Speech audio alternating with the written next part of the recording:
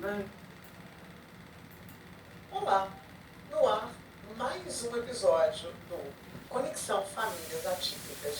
Esse programa cheio de informações, essa ideia brilhante da FEBEX para levar a vocês um conteúdo que possa esclarecer sobre vários assuntos que envolvem os PCDs. Hoje eu estou aqui com Roseli, mas é claro que antes eu vou fazer a minha autodescrição. Sou Milva, eu tenho 1,72 m, eu estou hoje com um vestido preto e um casaco, apenas. Eu tenho cabelo, eu sou branca, eu tenho cabelo castanho, mas com luzes louras, né, douradas, e fico meio loura, só por conta das luzes. Roseli, primeiro, seja bem-vinda. Bom dia. Bom dia. E faça sua autodescrição, depois eu apresento você. Bom dia, é um prazer estar aqui. Eu sou loura, sou branca, sou gordinha, sou baixa. Está vestindo? Eu estou vestindo um vestido jeans. Comprido. Comprido, longo. Isso, está com um colar também azul turquesa. Azul também. Ah, tá muito bonito. Bom, Roseli, ela é psicóloga, ela tem pós em neuropsicologia e psicomotricidade. E hoje ela vem falar um pouquinho sobre a mielomeningocele, que é um assunto totalmente desconhecido para mim, e acredito que para muitos de vocês também. Bom, em primeiro lugar, e ela começa a história dela com a Mielo, a partir do nascimento do filho dela. Mas a gente não vai falar ainda do Leonardo, não. A gente vai começar primeiro que você tem uma experiência no Conselho Tutelar também, que traz algumas experiências ricas para a gente, trabalha em violações de direito, consequentemente você deve ter tido contato também com casos de violência contra a PCD. Se a gente puder em algum momento falar sobre isso, alguma coisa só para levar luz para as pessoas, tá bom? Mas como é que inicia o teu contato com esse nicho PCD? Sim. Até estava pensando hoje, foi muito antes ainda do estágio. Sim. Quando eu tinha por volta de 12, 13 anos, eu morava no Encantado. Sim. E a gente andava muito de bicicleta e eu comecei a ver, eu não sei se muitos conheceram, né? Era o Colégio Pedro II, que chamava de Hospital dos Malucos. Colégio Pedro II? Era uma instituição, não é o Colégio Pedro II, era uma instituição. E aí eu tinha mania de ir com a minha bicicleta e ir para lá visitar. Aí meu pai falou assim: Roseli, eu não te vi andando de bicicleta com as garotas, onde você estava? Aí eu tinha que falar, né? Eu falei assim: eu fui visitar, pai, porque eu descobri que ali não tem maluco, não. Aí meu pai falava assim: o que você é? Você não é nada, você é uma criança. Você tinha quantos anos? Eu tinha 12 para 13 anos. Você não pode ir para lá, Roseli. Você é psicóloga? Ele falava assim: você é psiquiatra? Então você não sabe de nada. Não, pai, eu descobri isso. Aí eu lembro muito que tinha um senhor que eu gostava muito de conversar com ele. E realmente eu percebia que ali muitos botavam o idoso ali dentro que não eram deficientes, sabe? E ele gostava de ler aquelas revistinhas de Bang Bang, pequenininha, muito antiga, né? E meu pai também tinha essa mania de ler e tinha uma pilha. E eu via que o senhor só tinha uma. Ele lia e relia aquela mesma. Aí eu peguei, botei tudo na minha sacolinha, ela fui eu levar para ele. E meu pai, ele era assim, ele era muito observador, sabe? Ficava prestando atenção em mim. Aí ele falava assim: Roseli, eu tô vendo que estão pegando aqui a minha revista. Eu falei: pai, sabe por que eu tô preocupado com o senhor? Eu não quero que o senhor leve um tiro de bala perdida. Aí meu pai: para com essa brincadeira, Roseli, eu não quero que tu vá para lá.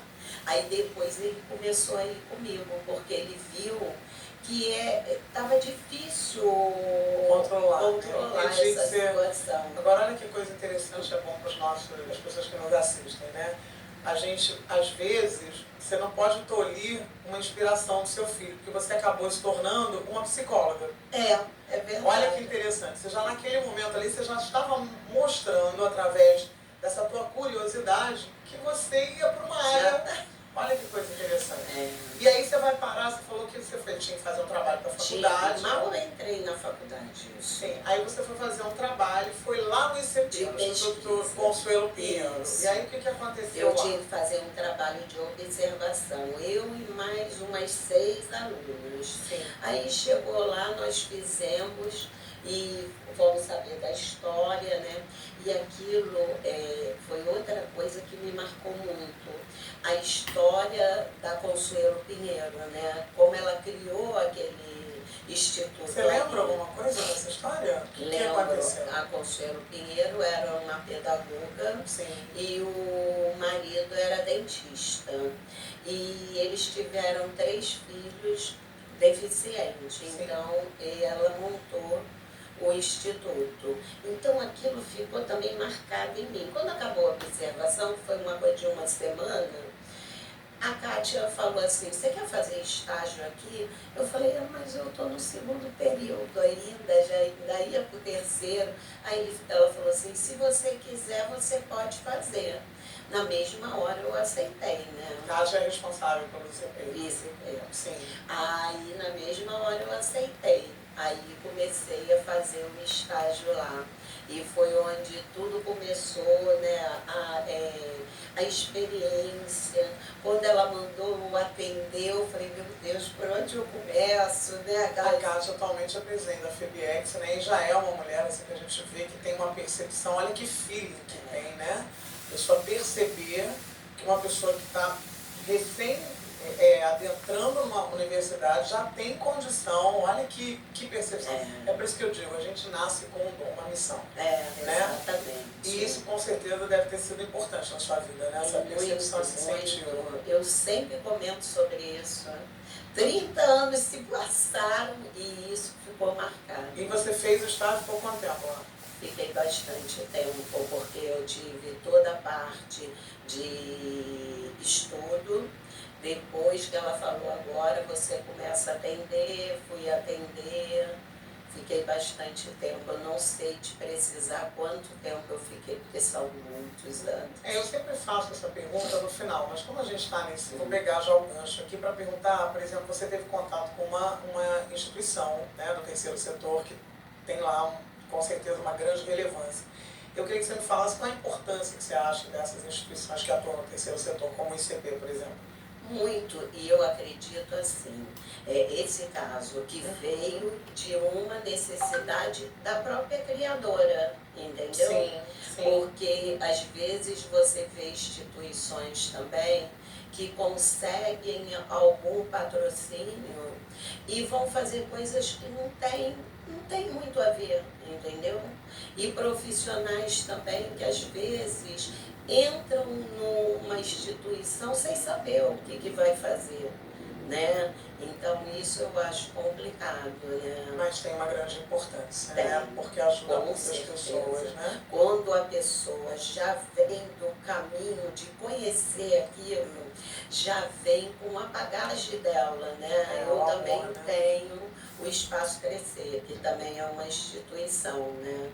Que faz atendimentos e cursos. Ah, você tem? Você não me falou isso. É tanta coisa que às vezes a gente esquece. Bom, agora você vai ter que falar o que é o Espaço Crescer. É Espaço Crescer, Instituto de Saúde, Educação e Cultura. Atualmente nós temos os atendimentos, né, clínicos e cursos profissionalizantes, fazemos grupos. Mas para qual público? Para público geral aberto? Não é para pessoas com situação? Não, é inclusão. Qualquer pessoa que tem interesse em se capacitar. E qual é a rede social aí? Qual é o Espaço Crescer Saúde. Ó, tá vendo? Você quer se especializar, fazer um curso bom para entrar no mercado de trabalho, Espaço Crescer, Espaço Crescer Saúde. Vai lá dar uma olhadinha no trabalho da Roseli. Roseli, mas aí vamos lá. Você passa lá pelo Instituto Consuelo Pinheiro, e aí, em 92, você ficou grávida. Você já tinha uma menina, Isso. que é a Luma, nome lindo, e aí você fica grávida em 92, um ano antes do meu bebê. E aí, o que acontece nesse processo? Você fez pré-natal? Fiz tudo direitinho. Ah, Eu dizia para o meu marido que tinha alguma coisa errada, mas todos os médicos diziam que estava tudo bem, tudo certo, não tinha problema nenhum. E meu marido falava, Roseli, você está nervosa porque é o segundo filho, você está vendo que você está bem, não sente nada. Mas eu sempre achei isso, desde a gravidez, entendeu? você sentia que tinha alguma coisa? Sentia que tinha alguma coisa. E aí, você cismava com ultrassonografia, né? Naquela época não se fazia muita Não se ultra? fazia muita ultra, né? Como hoje, que é uma sequência, né? Então, eu só fiz uma no comecinho para saber, né? Se estava grávida mesmo. E aí depois não fiz mais. Aí, quando eu consegui fazer, já eu estava com uns 7 meses, e aí na porta do hospital, que já para fazer a luz acaba.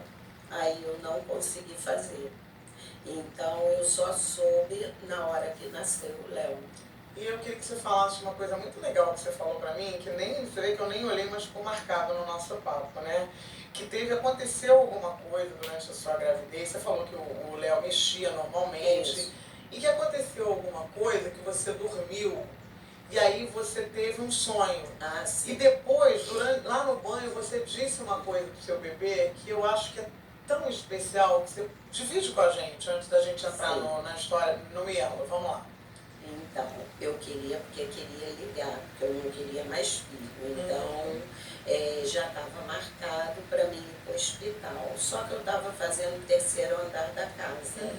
E o que acontecia? Como o pedreiro ainda não tinha feito o caimento, se chovesse ia entrar por dentro da minha casa. Sim.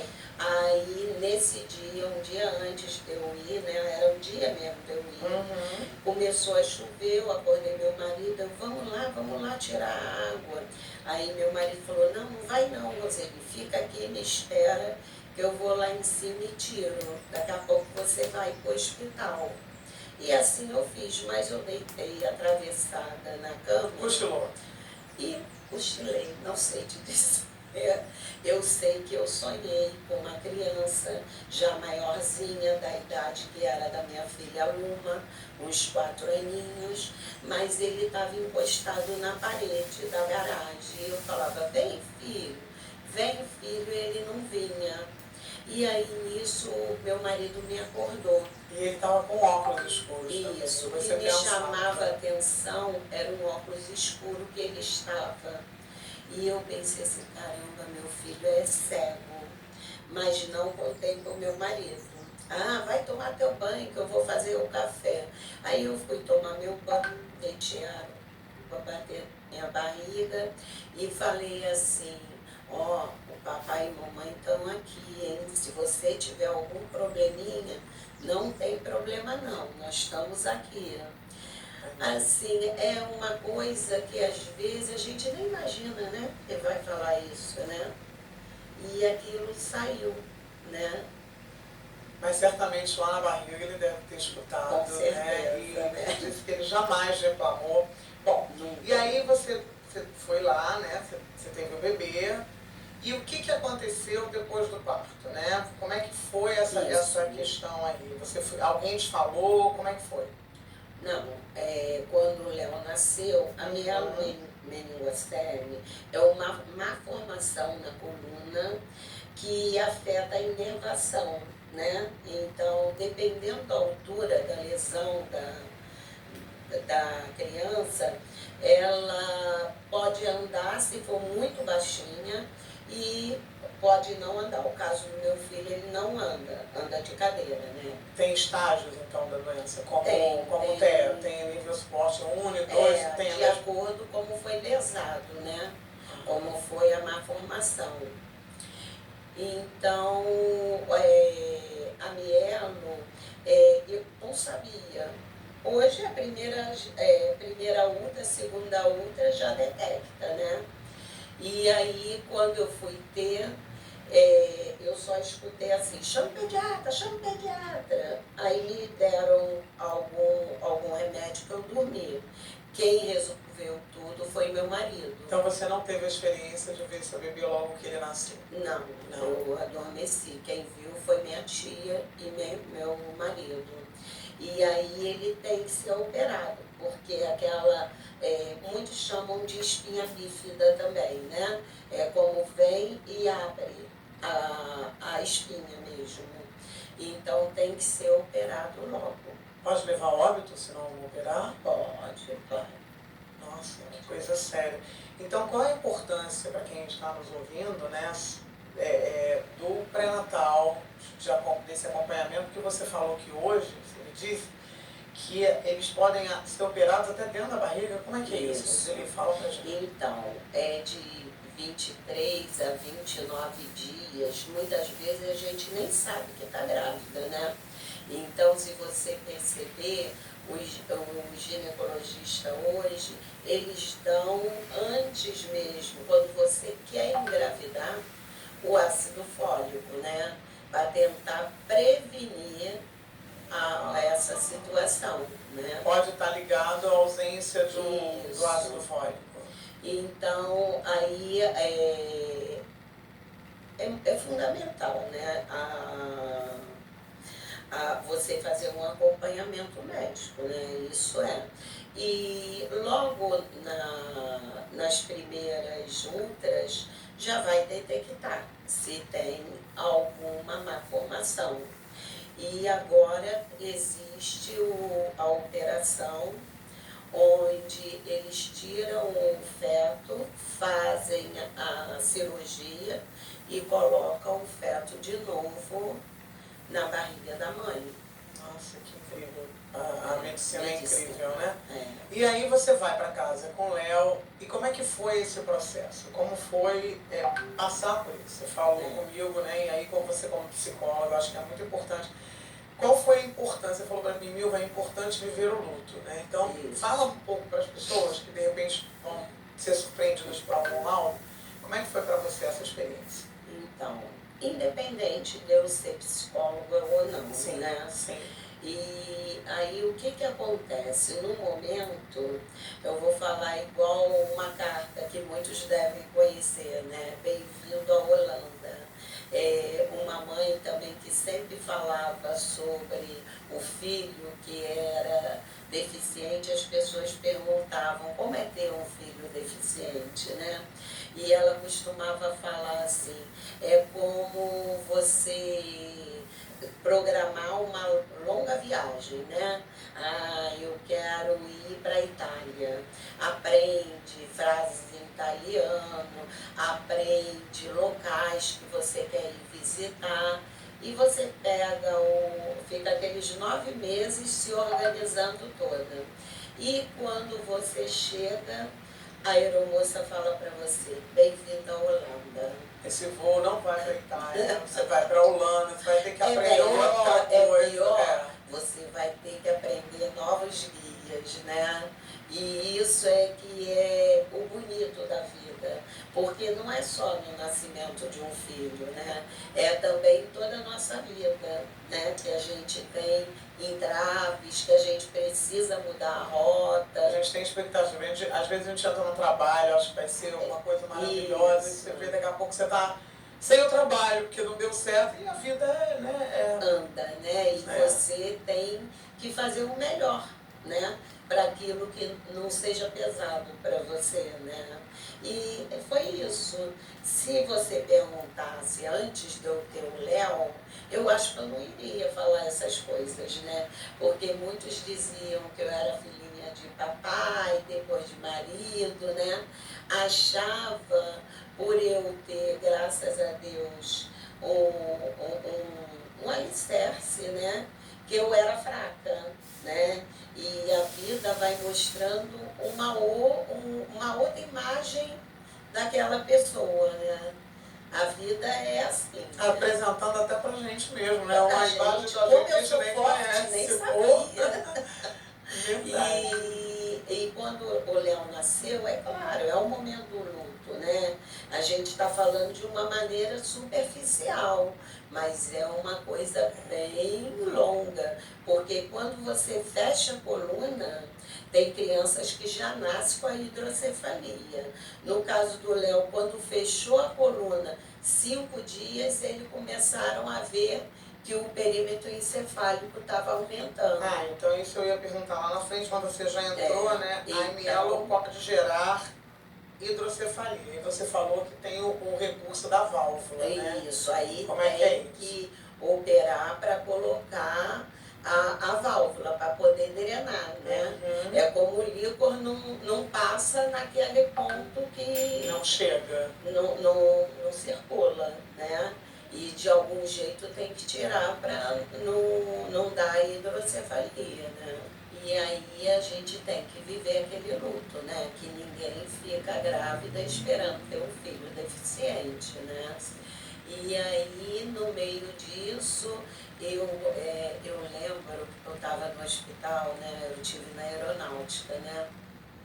E aí uma enfermeira, uma menina entrou e falou assim, eu sei que aqui também teve uma tenente que teve um filho com esse mesmo problema.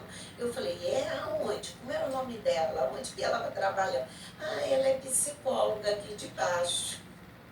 Aí eu falei, é? Aí eu fui lá embaixo. Aí fui procurar o setor de psicologia, a Aline, o nome dela, não trabalhava mais lá, mas a outra psicóloga falou assim, olha, Roseli, eu vou ligar para a Aline, se ela me autorizar, eu vou passar o contato. Eu falei, tá bom, muito obrigada. No dia seguinte eu desci, aí me deu, então ela também começou a me orientar em relação ao Léo, né? Ela já tinha, na época o Léo tinha nascido, eu acho que o Pedro tinha uns 4, 5 anos. E aí ela me orientou quais os médicos eu deveria procurar. E aí começou as coisas. Aí a pessoa fica, meu Deus, como vai ser a vida dele? O que eu posso fazer, né? Porque às vezes a gente tem muita informação errada também, né? Eu lembro que um médico entrou e falou assim, eu falei, e agora? Eu tendo alta, eu preciso fazer... Não, só faz uma fisioterapiazinha para ele não ficar atrofiado, mas ele não vai falar, não vai andar, não vai nada. Deus. Aí você vai embora sem saber, né? E fica aquelas preocupações, né? E aí, conforme o dia a dia, você vai vendo que não é bem aquilo, né? Seria mais saudável dizer, eu não sei. Exatamente. Né? Porque não ficar fomentando uma ideia errada, né? Então. Aí eu sei que quando o Léo tinha, eu acho que uns 8 meses, eu estava sentada e estava pensando, meu Deus, o que eu faço? Eu preciso ajudar outras mães. E veio muito a história do Consuelo Pinheiro. Mas aí né? você conheceu o doutor Marcelo Braz. Isso aí foi depois. Foi depois, então conta essa daí. Tanta coisa que essa moça viveu, meu Deus. Aí eu peguei, eu ainda olhei para aquele Sagrado Coração que tem as folhinhas. Falei, meu Deus, tudo atrasado o dia. Aí fui lá arrancar e sentei na mesa da cozinha, estava vendo, aí tinha do outro lado, tinha a oração, e tinha do outro lado, aí falava de um grupo de apoio.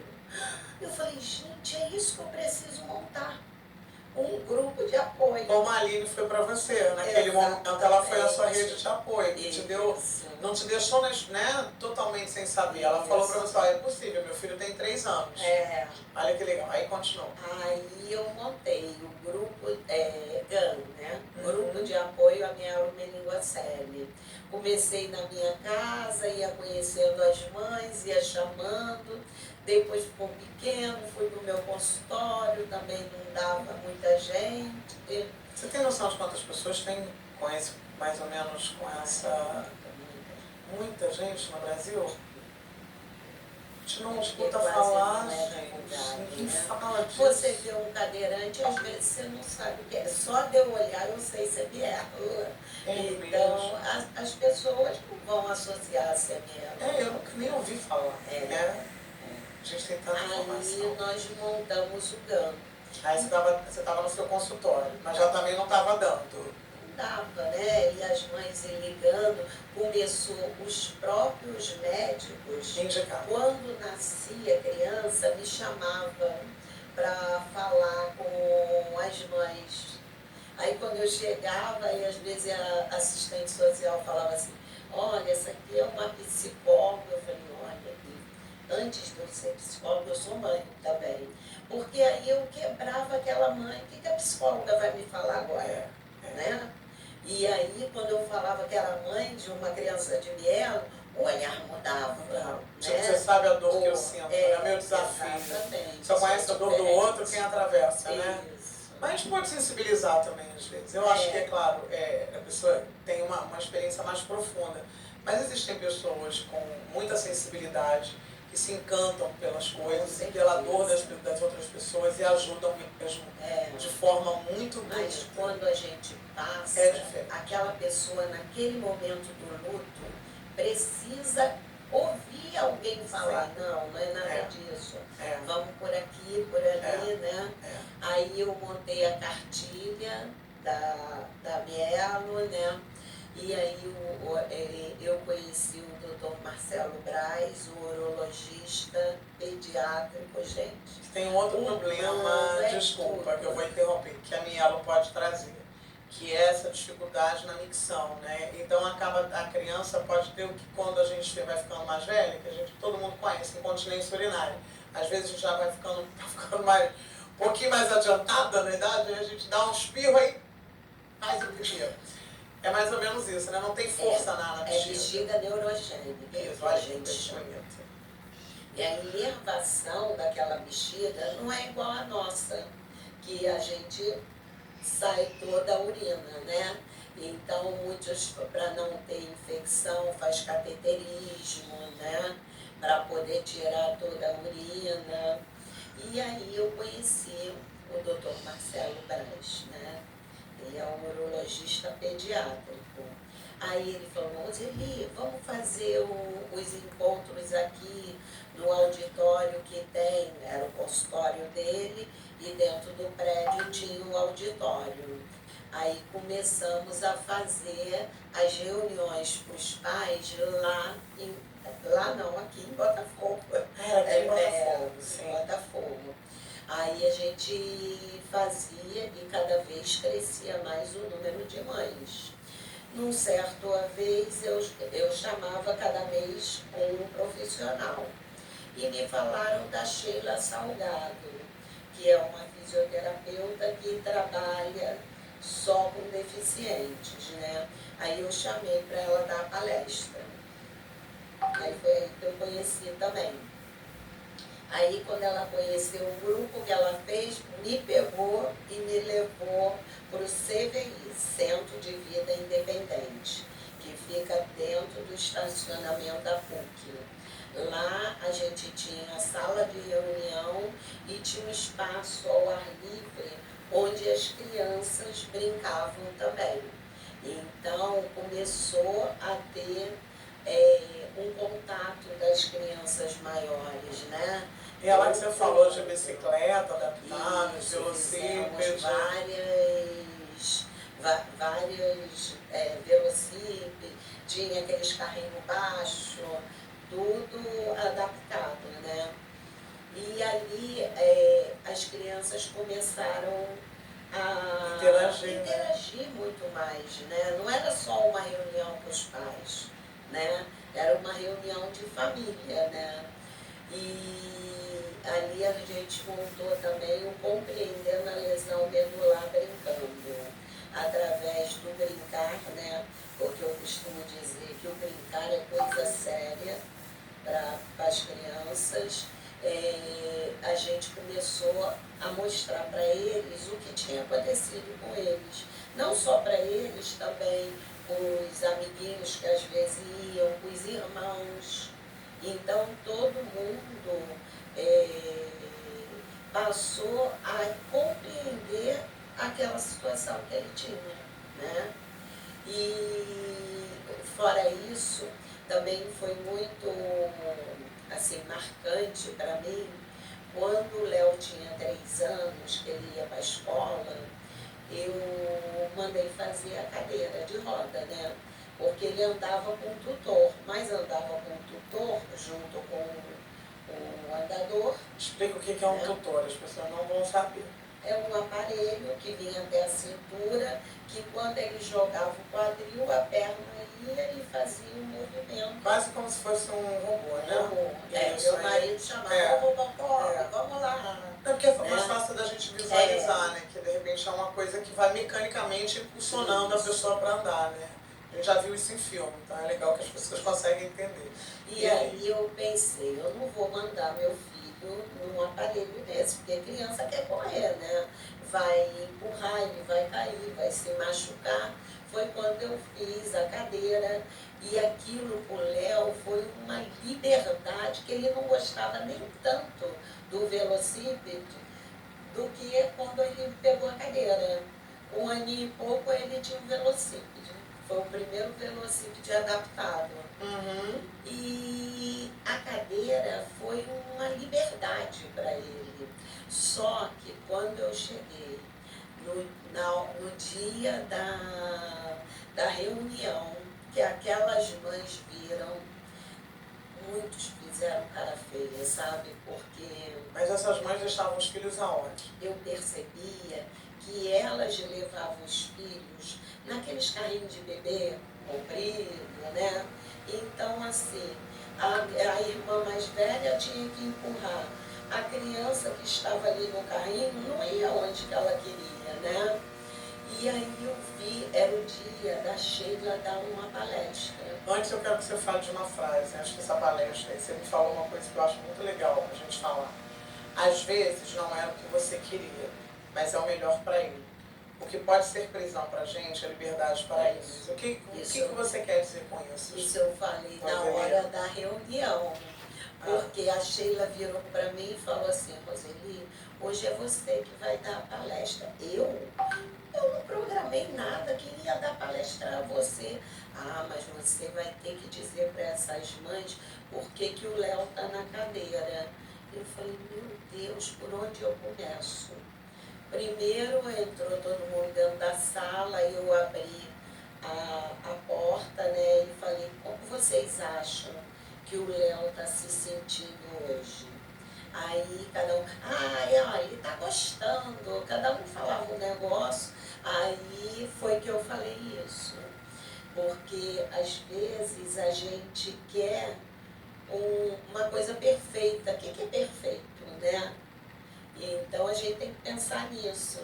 E às vezes a gente fica com tanto medo de botar a criança numa cadeira e a criança para às vezes de aprender, por tanta força que ela tem que fazer para chegar ao objeto do desejo, né? Isso em qualquer deficiência também, né? Até para desenvolvimento intelectual, para incluir uma pessoa com dentro do TEA, né? Acho que a gente tem um pouco de receio, né? Toda mãe tem um pouco dessa coisa de preservar. Proteger, mas que, na verdade, a gente não está protegendo, né? Está protegendo a nossa cabeça, mas na vida deles não, né? Então, assim, aí eu comecei a falar sobre isso. O que pode ser prisão, na nossa visão, é liberdade para eles. Vocês querem que os seus filhos parem de aprender ou quer que eles evoluam? Então foi um misto, né? As pessoas estavam curiosas e depois começaram a querer também, porque viram a satisfação do Léo. Quando acabou a palestra, aí todo mundo veio falar que queria comprar a cadeira, mas a cadeira era muito cara, né? E aí as pessoas não tinham como comprar a cadeira. E aí eu inventei, vamos fazer um consórcio. Aí meu marido me catucando daqui falou, o que você sabe disso? Eu, nada. mas vamos fazer, né? Aí eu reuni aquelas mães que queriam a cadeira, expliquei que não podiam parar de pagar a taxa até que todos tivessem a cadeira, e assim foi feito. Nós sorteávamos quem ia ganhar a cadeira naquele mês, a fisioterapeuta tirava as medidas daquela criança e mandava fazer a cadeira, até que todos tiveram a cadeira. E aí a gente vê o quanto que o grupo de apoio pode mudar a visão daquela mãe, né? Daquela família, né? Como isso ajuda, mas não ajuda só eles não, ajuda a gente também, tá? Quando a gente pensa em fazer um trabalho desse, a primeira pessoa que está sendo ajudada somos nós, né? Verdade, verdade. E o Léo? É assim, Quem é o Léo? Léo Leonardo é seu filho, ele está com 30 anos, que você me falou. Isso. Ele namora, ele já fez esporte, como é que é a vida do Léo? O Léo é uma pessoa que está sempre de bem com a vida, gente. Eu nunca vi o Léo reclamar da condição dele. Ele é cadeirante. Ele é cadeirante. Sim. Ele pega ônibus, ele faz tudo. Olha, você sabe que uma vez ele fazia basquete, agora ele até parou. Ele fazia basquete e o Renato, meu marido, né, o pai dele, trouxe a cadeira do basquete, que é a outra cadeira, né? E trouxe a cadeira para consertar. Aí consertou e ele queria ir para o treino. Aí ele liga para o pai e o Renato falou, espera que eu estou num engarrafamento, eu vou chegar. Quando nós chegamos, o Léo já tinha ido embora de cadeira e empurrando a cadeira. Aí o Renato falou assim, gente, como ele foi? Ele pegou o ônibus. Com as duas, com a cadeira dele, sentada e aqui ele estava levando. Eu falei, Léo, como você fez isso, meu filho? Eu quando chegou no ponto, eu pedi alguém para me ajudar e botar a cadeira lá em cima. Eu falei, então assim, ele se superou e eu também nisso. Eu acho que o basquete ajudou muito. Sim, esporte, né? Porque ele começou a ver que as pessoas também faziam, se as pessoas deficientes, cadeirantes faziam, ele também podia fazer. Então ele teve muito ganho também com o basquete. Ele namora? Não, já está noivo, já tem 6 anos. Mas é um namorador? Natal. No começo era, agora está mais quietinho, gente. Graças a Deus a Natália deu um freio nele. Bendita Natália. Aí ele já namora a Natália há uns 6 anos. E quando estão noivos? É uma pessoa muito alegre. Teve problema nos estudos, né? Não posso dizer não pode ser que tudo foi 1000 maravilhas, né? Ele deu muito trabalho nos estudos, mas assim, é um garoto que está sempre buscando, sabe? E não é fácil para ele, porque ele teve muitos percalços na vida, né? Eu quero falar de uma coisa que você disse. Você falou assim, muita gente fala que quando a gente tem um filho com qualquer, né, limitação, os maridos abandonam. Você falou isso para mim, eu achei muito interessante esse viés que você trouxe. Era uma coisa que traziam muito para mim. Você falava, você perguntava, você é casada, mas ninguém não te abandonou? Isso. Fala disso. Caramba, você ainda tem marido, seu marido não foi embora? Eu falei, por que ele deveria ir embora? Porque quando a gente tem filho deficiente, eles vão embora. Eu falei, e antes de você ter o seu filho, como era o relacionamento de vocês? Aquilo sempre foi um traste. Eu falei, então por que você bota o problema para o seu filho? O seu filho não foi o problema foi vocês dois mesmo. E aí ele foi embora porque não tinha nada a ver com o relacionamento de vocês, né? Então a gente tem que ter bastante cuidado com isso. Não botar coisas que não é do nosso filho em cima dele, né? Sei que machuca muitas vezes, né? A pessoa abandonando e você precisando de um apoio, mas não é por causa disso que você vai tirar a dor e vai botar para o outro, né?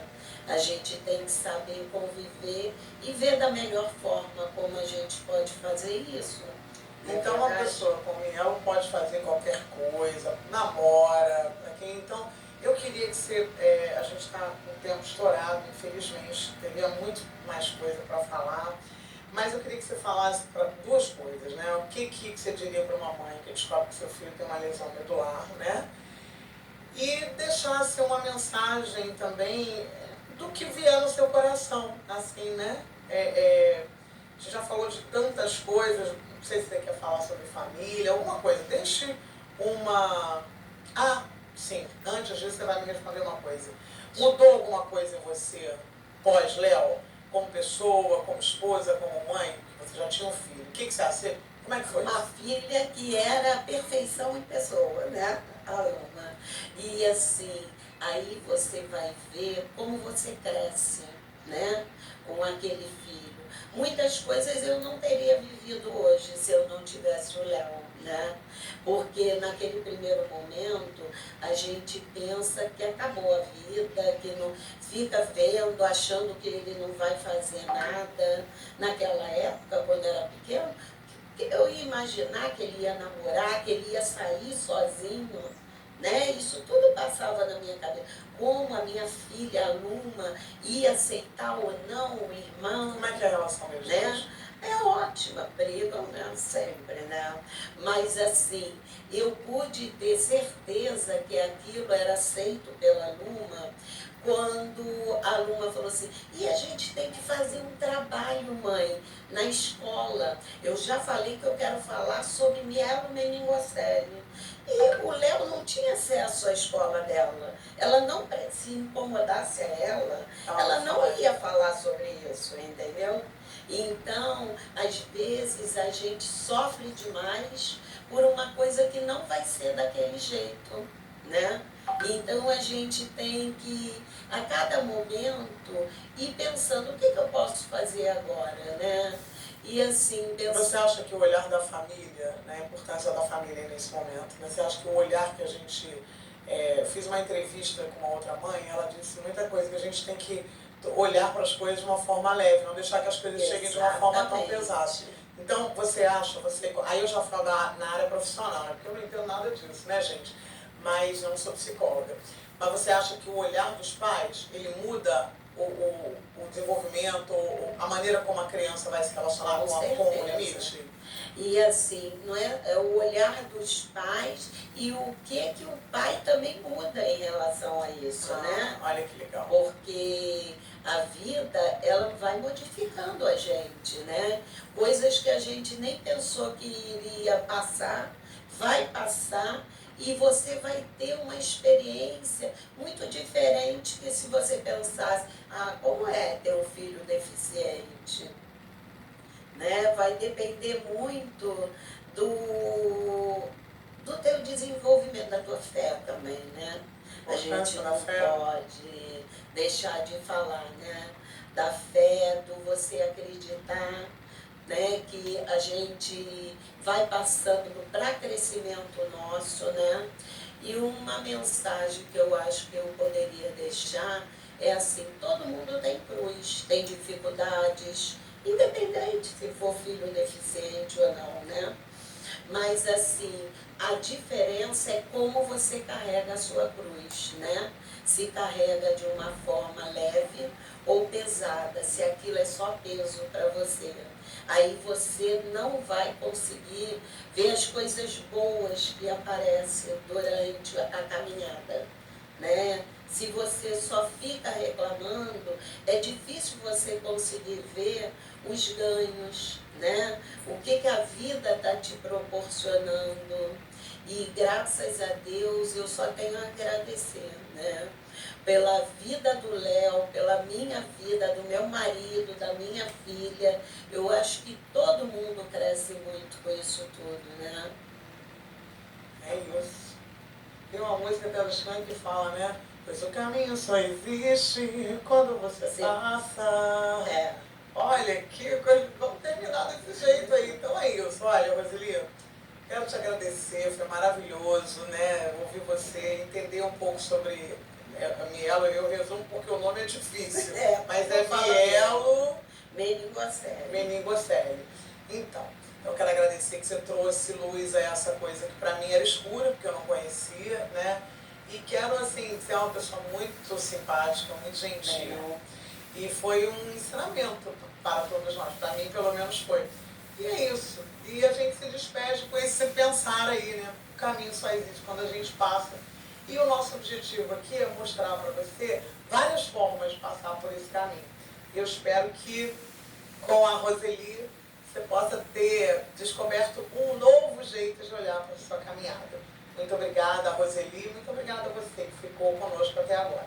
E se você está gostando, ativa as notificações no sininho, vai lá nos comentários, interage com a gente e passa para outras pessoas, compartilha para que outras pessoas também possam caminhar conosco nessa grande jornada chamada Conexão Famílias Atípicas. Até o próximo. Obrigada. Foi. Eu vou deixar até 46.